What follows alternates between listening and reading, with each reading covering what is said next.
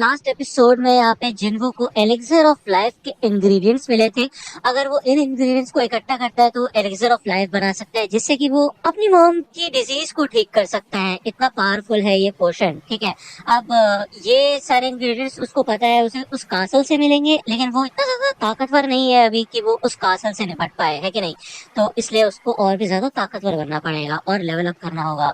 इसी वजह से वो यहाँ पे जिन्हो से मिलता है, और आपको याद होगा जिन्हो ने उसे एक ऑफर दिया था, उस ऑफर को जिन्हो एक्सेप्ट कर लेता है। यानी कि वो ऑफर जिसमें ये लोग 19 सी रैंक की रेड्स में जाएंगे, क्योंकि आप जानते हैं, आपको याद होगा कि जिन्हो के डैड को यहाँ पे एक गिल्ड बनाना है और उसकी रिक्वायरमेंट्स है एटलीस्ट 20 सी रैंक के रेड्स के, जिसमें से एक जिन्हो ऑलरेडी कर चुका है, ठीक है। लेकिन यहाँ पे जिन्हो की एक कंडीशन होती है कि ये दोनों के दोनों सिर्फ अकेले जाएंगे वहाँ पे। तो यहाँ पे जिन्हो थोड़ा चिंतित हो जाता है। वो ये सोचता है कि भाई हम सी रैंक के डंजन में जाएंगे तो वहाँ पे जाके हम उसके बॉस को कैसे हराएंगे अकेले, है कि नहीं। मजाक कर रहे हो क्या। और वैसे भी सी रैंक के गेट्स के अंदर जाने के लिए मिनिमम 8 मेंबर्स होने चाहिए।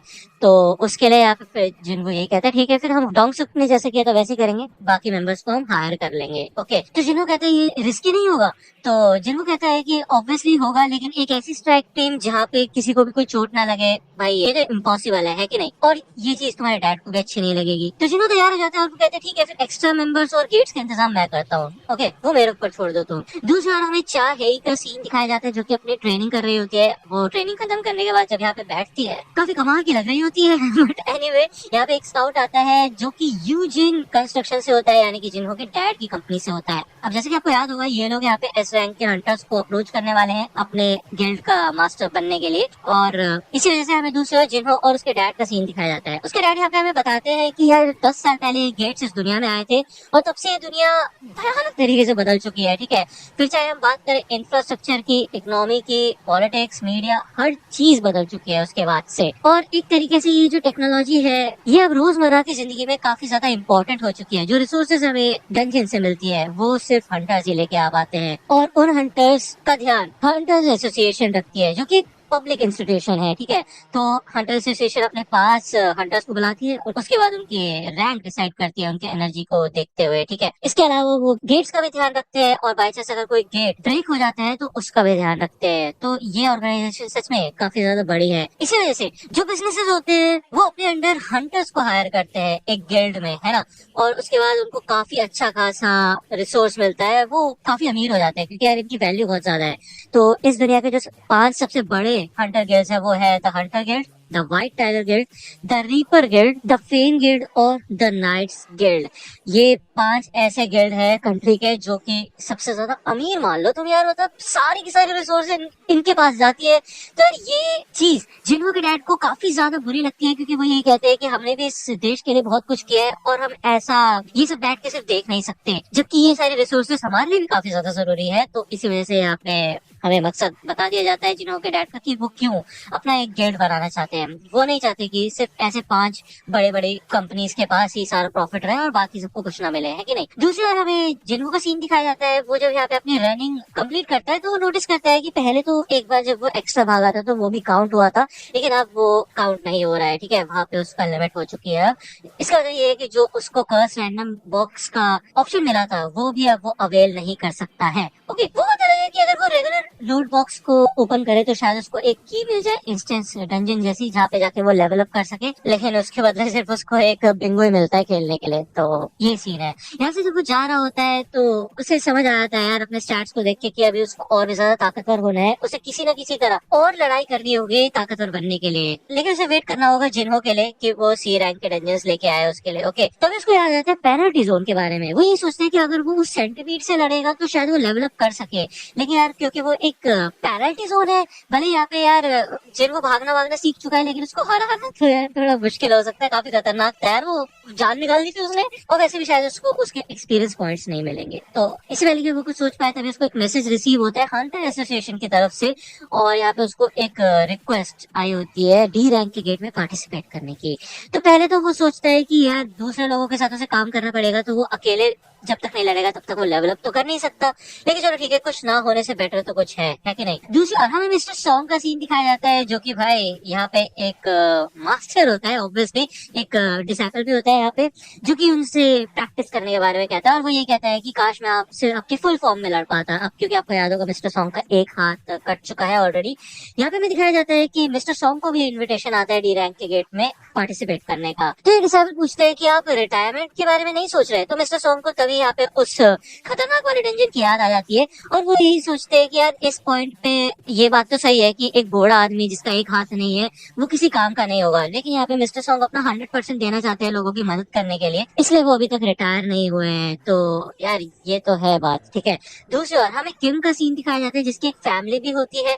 अब उसको भी यहाँ पे इन्विटेशन आया होता है उसी डी रैंक के गेट में पार्टिसिपेट करने का। यहाँ पे उसकी एक छोटी बेटी भी होती है और एक शायद बेटा भी होता है, उसका हमें अभी सीन नहीं दिखाया गया। लेकिन उसकी वाइफ कहती है कि मेरे ख्याल से तुम्हें कोई और जॉब ढूंढनी चाहिए, हंटर गिरी का काम काफी ज्यादा रिस्की है और ये खतरनाक भी है। तुम पिछले डंजन से बाल बाल बचे थे, तुम मर भी सकते थे, है कि नहीं? वही खतरनाक वाला डंजन जिसमें वो गॉड ऑफ स्टैचू था। तो किम ये कहते हैं कि अभी हमारे 2 बच्चे हैं जो कि स्कूल में है, अब उसके लिए खर्चा तो चाहिए होगा और हमें पैसों की भी जरूरत है। और वैसे भी चिंता करने वाली कोई बात नहीं है, क्योंकि हंटर एसोसिएशन लो रैंक के हंटर्स को खतरनाक डंजन्स में नहीं बेचती। वो उस बार जो हुआ था वो तो एक एक्सेप्शन था, वो गलती से हो गया। दूसरी ओर हमें इस हंटर गिल्ड का सीन दिखाया जाता है। इधर देख, चोई के पास आता है और वो कहते हैं कि तुमने बेफालतू में मेरे को उस इंटरव्यू में फंसा दिया, क्या चाहते क्या हो तुम? वो इंटरव्यू तो तुम्हें देना चाहिए था, तुम्हारे लिए था वो। तो चोई बताता है कि यार देखो, वो जो इंटरव्यू था वो टैलेंटेड हंटर के लिए था, जिनका कैरेक्टर भी काफी कमाल का है और इस जॉब के लिए काफी ठीक रहेंगे वो लोग, ठीक है।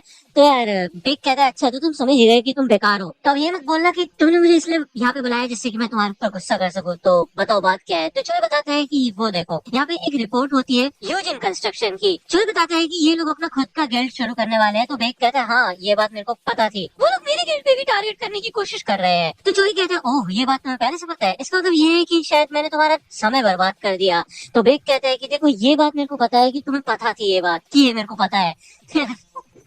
मतलब चोई ऑलरेडी जानता था कि बेक को इस चीज की नॉलेज है, लेकिन फिर भी वो उसके बारे में उसे बता रहा है। तो बेक समझ जाता है कि ये वो रीजन नहीं है जिस वजह से उसने यहाँ पे उसे बुलाया है। दूसरी बार हमें जूही का सीन दिखाया जाता है। यहाँ पे कॉल पे उसकी मॉम होती है और वो बताती है कि यार देखो, तुम तो हमेशा से एक डरपोक बिल्ली बन के रही हो और तुम तो लोगों के रास्ते में आती होगी, तो यार तुम घर आ जाओ, घर पे आके बिजनेस संभालो। वहाँ पे क्या कर रही हो तुम? हंटर बनना तुम्हारे बस की बात नहीं है। तुम जबकि एक बी रैंक के हंटर हो और तुम्हारे जो कॉम्पिटिटर्स है, यानी कि जो और बाकी बी रैंक के हंटर्स है, वो तुमसे कई ज्यादा ताकतवर है और तुम्हारे पता को भी चिंता है। लेकिन ये सुन के यहाँ पे भाई जूही को काफी गुस्सा आता है और वो ये कहती है मेरी डिसीजंस में खुद ले सकते हो, तुम मेरी लाइफ को कंट्रोल करने की कोशिश मत करो। यहाँ पे वो अपना फोन काट देती है और वो अपने आप से पूछती है कि अगर वो सच में लोगों के रास्ते में आती है, लोगों के बीच में आती है, वो यार ये तो गलत बात है कि नहीं? एनीवे, जब वो यहाँ पे जिनको को याद करती है तो उसे मोटिवेशन मिलती है और वो कहती है कि उसको और ट्राई करना है और भी ज्यादा ताकतवर बनना है।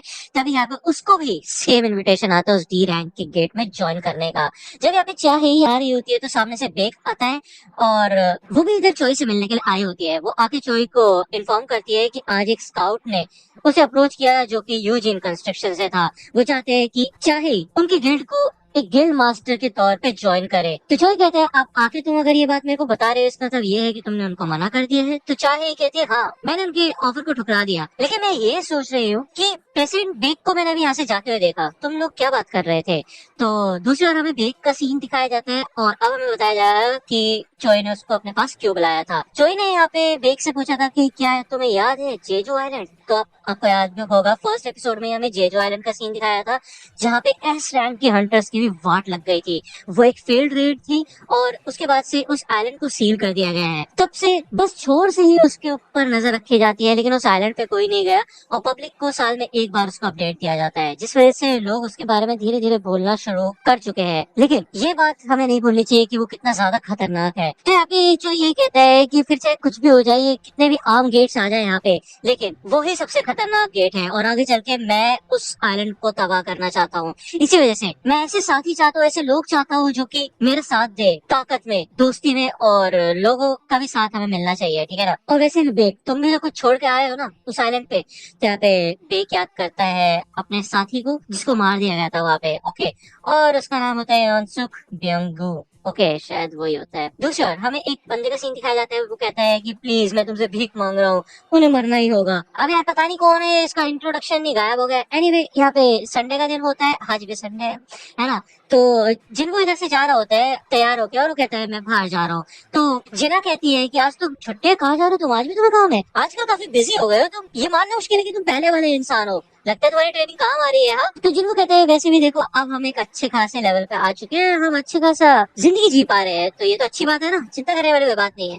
तो यहाँ से जिनको जाता है और अपना सामान भी नहीं लेके गया होता वो, जिन्हा उसे याद दिलाते लेकिन वो निकल जाता है। वो ये कहती है कि यार बीच पे सैर करने के लिए जा रहा है क्या। तो अब मैं आपको बता दूं कि मिस्टर सॉन्ग एक स्वॉर्ड्समैन है, और वो ये कहते हैं कि यार उसको अवेकन नहीं किया गया था, वो तो सिर्फ एक स्वॉर्डमैन है, और उसके जो ये स्किल्स है मैजिक बीच के सामने यूजलेस है, और उसका कोई मतलब ही नहीं है। वो बात अलग है कि अगर वो फिर से अवेकन हो जाए, जो कि भाई किस्मत पलट जाएगी अगर ऐसा कुछ होगा तो। तभी यहाँ पे उसको सामने जिन्हो दिखता है, और वो उसको देख के काफी ज्यादा सरप्राइज हो जाता है, ये देख के कि यार वो बिल्कुल ठीक है, और वो पहले से कितना ज्यादा चेंज हो चुका है 1 महीने के अंदर अंदर सिर्फ, और वो जो बेचारा शरीफ सा बच्चा था वो गायब हो चुका है। वो नोटिस करते हैं यहाँ पे जिन्हो की जो टांग टूट गई थी वो वापस आ चुकी है।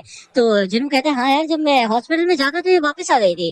तो मिस्टर सॉन्ग कहते हैं कि ऐसा लगता है कि काफी हाई रैंक का हीलर होगा कोई जिसने तुम्हें बचाया होगा, चलो अच्छी बात है, तुम्हें देख के अच्छा लगा। तो ये दोनों ही फिगर आउट कर लेते हैं कि इन दोनों को ये डी रैंक के गेट में इनवाइट किया गया था। ये दोनों के दोनों इस गेट के पास आ जाते हैं, और यहाँ पे किम, जूही और कैंग भी होते हैं, और ये दोनों के दोनों ही यहाँ पे नजर नहीं मिला पाते जिन्हू से। अब आपको याद होगा ये सबके सब लोग भाई जिन्हू को मरने के लिए छोड़ गए थे, इवन मिस्टर सॉन्ग भी जूही को लेके चले गए थे, और एंड में जिन्हू अकेला बचा था, जो कि सबसे लोएस्ट रैंक का और सबसे कमजोर हंटर माना जाता था।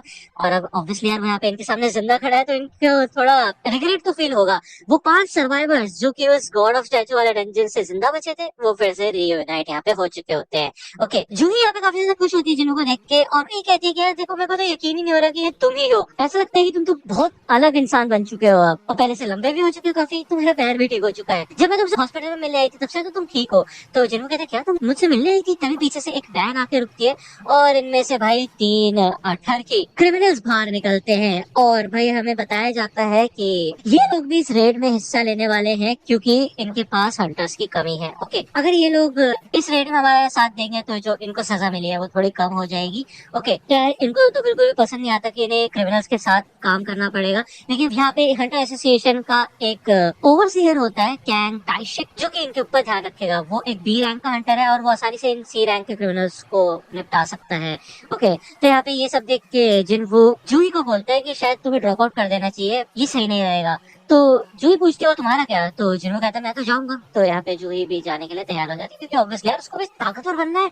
तो यहाँ पे ये लोग आजाद हो चुके होते हैं, यानी कि क्रिमिनल्स, और ये काफी खुश होते हैं, ठीक है ना। टाइशिक यहाँ पे आके अपना इंट्रोडक्शन देता है कि वो एक इंस्पेक्टर है सर्वेलेंस टीम का, और वो इनके ऊपर ध्यान रखेगा, ये कुछ भी हरकत नहीं करेंगे। वो पूछता है कि यहाँ पे कोई लीड करने वाला है, कौन लीड करेगा। तो सॉन्ग पूछता है कि क्या मैं लीड कर सकता हूँ जिन्हो। तो जिन्हो कहता है हाँ मुझे कोई प्रॉब्लम नहीं है। तो सॉन्ग यहाँ पे भाई झुकता है नीचे, और वो कहते हैं मुझे ये चांस देने के लिए शुक्रिया, उस दिन 7 लोग मेरी वजह से मारे गए थे, मैं फेल हुआ उस दिन, और इस चीज को नजरअंदाज नहीं कर सकते, लेकिन ये बात है कि हम 6 के 6 लोग सिर्फ तुम्हारी वजह से जिंदा बच पाए, उसके लिए मैं तुम्हें शुक्रिया अदा करना चाहता हूँ, और मैं आभारी हूँ तुम्हारा। फिर वो यहाँ पे किम से पूछते हैं कि तुम्हें तो कोई प्रॉब्लम नहीं है ना कि मैं लीड करूँ। तो किम कहता है नहीं मेरे को कोई प्रॉब्लम नहीं है। तो यहाँ पे ये लोग इस गेट के अंदर जाने के लिए तैयार हो जाते हैं और एंट्री लेते हैं गेट के अंदर। यार अब मैं तुम्हें एक इंटरेस्टिंग चीज बताता हूँ, अगले एपिसोड का नाम पता है क्या है, you have been hiding your skills. अब देखो यार एक में कमाल की चीज होने वाली है। लास्ट टाइम जब इन लोगों ने जिन्हो को देखा था तो वो एक डरपोक बिल्ला था, उसके बस की कुछ नहीं था, वो रोतड़ू बच्चा था, लेकिन फिर भी एंड तक उसने अपना दिमाग चलाया और वो एक काफी अच्छा खासा ऑब्जर्वर साबित हुआ था, उसने इन लोगों की जान बचाई थी। और अब यार इस टाइटल को देख के हमें ऐसा लगता है कि नेक्स्ट एपिसोड में शायद जिन्हो की जो ताकतें हैं वो इन लोगों को पता चलेगी, और ये सब के सब लोग अमेज होने वाले हैं, शॉक होने वाले हैं। इसी वजह से यार इंतजार नहीं हो रहा नेक्स्ट एपिसोड का मेरे को। तो यार ये वीडियो यही तक थी, आपको अगर ये वीडियो पसंद आई तो लाइक करना, सब्सक्राइब कर लो अगर चैनल पे नए हो तो। मैं तो आपसे अगले वीडियो में, तब तक के लिए गुड बाय।